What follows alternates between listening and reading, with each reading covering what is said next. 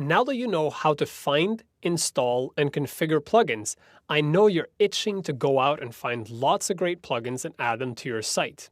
So I'm going to give you a word of caution here. Try to be careful about how many plugins you install in your site. Chances are you'll install multiple different plugins who do roughly the same thing, and they might be overriding each other and creating problems on your site. And each plugin you add to your site will also slow down the performance of your site.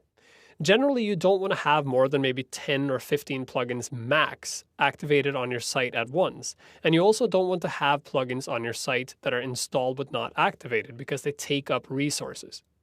Now, I know finding plugins and figuring out how to use them properly can be a real challenge because there's so many plugins out there and there's so many different plugins that do the same thing.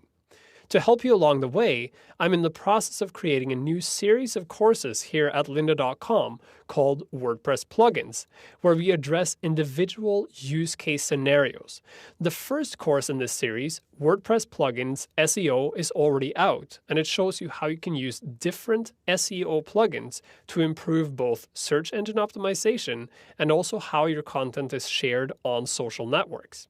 As we move into the next year, I'll be adding more features to this plugin series so you can learn how to solve common problems using plugins in WordPress.